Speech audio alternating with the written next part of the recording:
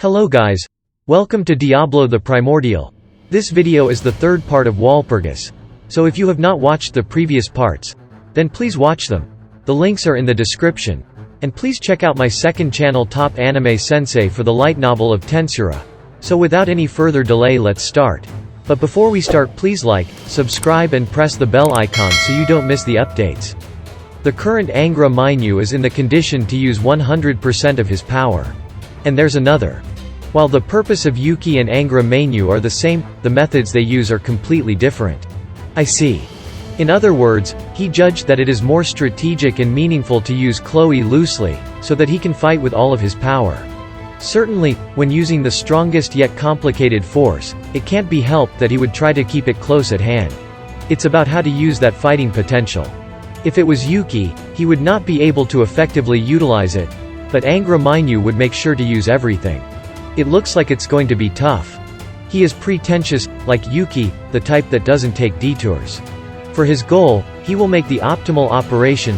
Such an opponent is very troublesome. I must brace myself so that I can handle it carefully.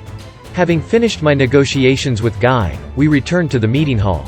All of the members are already present at the round table except for me and Guy. No, wait, Dino isn't here. In a sense, he'd be a big shot if he did come. The meeting began the instant Guy sat down in his seat. First of all, a status report from me. I distributed the document which I had made, and showed them the analysis of the war with the Empire. At the same time, I declared that the Empire's territory has become my territory, for which I received each of the other demon lords' approval.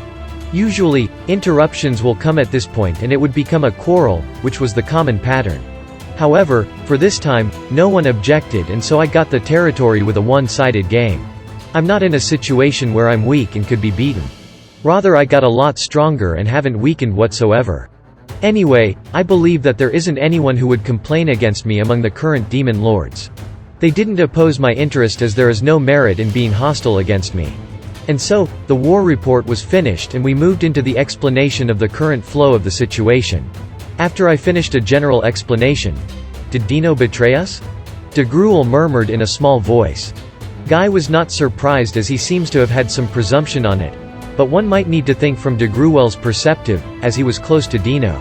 Rather than betraying us, it seems he was on the other side from the beginning. I mean, I get the feeling that he would be close to a guy with a laid-back personality, like Yuki. With my nonchalant words, de Gruel and Guy stopped moving. That's right. That guy Dino, what's he so frolic about? He came to kill me, you see. He said some reason that I didn't understand, like how I became an obstacle for that person or something. It seemed to be an old acquaintance of his. Ramirez supplemented my words, and it seems to be the clincher. No way. It's impossible, but maybe. Guy mutters. De Gruel was thinking about something with a difficult face. It seems something is bothering him. After that, the meeting progressed without a hitch. Guy stays put, as he promised me. However, he entrusted everything to his subordinate Mazzari, preparing so that she can deal with anything that may happen. Rain will devoted herself as Guy's personal bodyguard, to provide for any contingency. Because the prideful Guy would never arrange it, it is probably her own decision. By evolving, Mazzari and Rain have likely begun to move by their own free will, to a greater extent. Ruminez will be maintaining the status quo. As she had prepared armaments in preparation for the Empire's invasion and was ready to go to the war, I asked her to maintain her current state. We should be cautious, since it is uncertain when the army of angels will strike. Since Angra Mainyu's purpose is world annihilation, he will not hesitate to invade the Western countries. Both Leon and de Gruel each possess their own army. In the case of Milam, Carrion is in the middle of organizing the newly created army. Of course, as is appropriate for the name of Demon Lord, the army didn't seem to miss any combat training even during peacetime. It is the proper duty for a Demon Lord to protect their domain. So they will defend their own territory. Because humans can't live in the territory ruled by Guy, it has nothing to do with the current situation, so his land is unrelated. Certainly, there shouldn't be any problems even if I didn't move.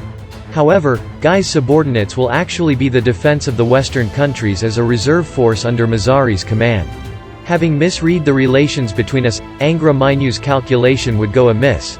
It could be said that this is thanks to Dino, with his irresponsible investigation. With that, I don't think the situation is bad. Next, it would be great if the enemy forces doesn't become more powerful than our expectations. Oh well, making preparations for such a situation is the main reason of today's conference. We adjusted our plan so that we can smoothly perform a mutual cooperative system and made some detailed arrangements. The conference was finished just like that, without any problem. Each of us were preparing for the decisive battle with the Angel Army, and we will immediately contact each other in case of an emergency. If it is possible, we arranged an agreement to help when we can, and it had become a significant matter. In case of emergency, it seems I needed to visit Milam's country and DeGruel's country. I installed the magic formations for teleportation. I want to make sure I can come and go. In the end, after the conference, I had Mazzari take me to various places and recorded the location information. At that time, I confirmed that Milam and DeGruel are unable to use teleportation. Of course, Ramirez too. Well, I'm no good at such things. Me too, I hate doing such troublesome and detailed calculations. Rather, it's alright if I can fly. Certainly, the magic of the teleportation series can only jump to the point of a predestined location. If there is the image of the present location and the destination, it is possible for the spatial transfer series, but there's still a need to calculate the correlation of the positional information correctly. It seems to be easy, but it's an unexpectedly difficult skill. As for Milam, she is someone who acts instinctively with her inborn intuition. However, she seems to be weak at deliberate calculation. DeGruel is obviously a muscle brain. As for Ramirez, oh well, you know. It might be considerably useful to construct facilities for teleportation usage. Using this opportunity, I got the approval for my plan to install the teleportation magic formations at their places. At the parting, I entrust Chloe to you. I was reminded as such by Leon. Not saying anything, I nod to say, leave it to me. Leon seems to have understood. He returned a nod and left. As usual, it's a secret that I thought he's a pompous, attractive man. Thus, receiving the information beforehand, though the preparation period is short, there was approximately 3 to 4 weeks of time. The demon lords returned to their territories and began to prepare for the Great War. Through Walpurgis, I have safely secured the aid of the other demon lords. Well, it's not like the demon lords won't be affected by the crisis. So, to properly state, I have safely given spoken warnings about the upcoming Great War. Yes, that would be the better way of putting it. There's little time left until the game begins. The other demon lords frantically began their preparations. I too gave many orders to Gerudo for our preparations. The revived Empire Army's reorganization was complete. 300,000 would defend their capital while the remaining 400,000 are being integrated into their respective positions. After confirming our communications with the High Orc villages, a massive industrial construction force was formed. Next was a force made to communicate with all the differing villages in the Great Jura Forest. The force will be responsible for overall circulation of goods, which was a gigantic trade hub. With Gerudo in command, each force was given their objectives and they moved out respectively. Even if we set the rails right away, the train itself won't be completed for a while. So, what should be done now, is clearing out the relevant sections of the forest and laying down roads instead. The trees we would chop down end up as lumber anyway, which would then get transported to the other planned construction sites. A massive project which would normally take many years to complete, was now started up. The Great Jura Forest was instantly filled with life. Among all that work, the number one priority was setting up transit gates. I prioritized the production and setup of such transit gates so I'm able to dispatch the entire troops of soldiers during emergencies. The longer the distance, the smaller the amount of mass could be transported.